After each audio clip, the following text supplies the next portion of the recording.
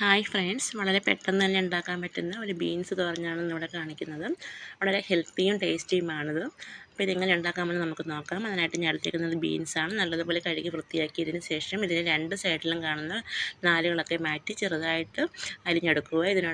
ഇതിനോടൊപ്പം ഒരു പച്ചമുളകും ഒരു സവാളയും കൂടി ചേർക്കുക. ശേഷം ഇതിലേക്ക് ആവശ്യത്തിന് ഉപ്പും ഒരു പിടി തേങ്ങയും കൂടി ചേർത്ത് നല്ലതുപോലെ മിക്സ് ചെയ്യുക. ഞാൻ അതിനകത്ത് മഞ്ഞൾപ്പൊടിയൊന്നും ചേർക്കുന്നില്ല. ഇതൊരു വെള്ള കളറാണ് ഈ തോരഞ്ഞിരിക്കുന്നത്.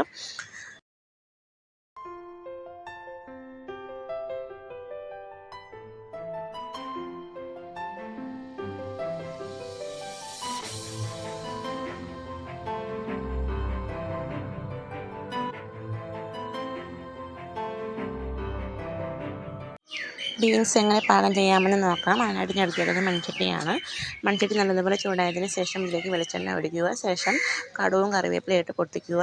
അതിനുശേഷം നമ്മൾ എടുത്ത് വെച്ചിരിക്കുന്ന ബീൻസും കൂടി ഇതിലേക്ക് ചേർത്ത് മിക്സ് ചെയ്യുക. ആദ്യത്തെ 5 മിനിറ്റ് ഹൈ ഫ്ലെയിമിൽ വെച്ചതിന് ശേഷം പിന്നെയുള്ള ഒരു 7-8 മിനിറ്റ് ലോ ഫ്ലെയിമിലേക്ക് വയ്ക്കുക. ബീൻസ് തോരനിപ്പോൾ റെഡി ആയിട്ടുണ്ട്. ഒരുപാട് നേരം അത് പാകം ചെയ്യേണ്ട ആവശ്യമില്ല. എന്നുവെച്ചാൽ ബീൻസിൻ്റെ ഗുണങ്ങൾ നഷ്ടപ്പെട്ടു പോകും.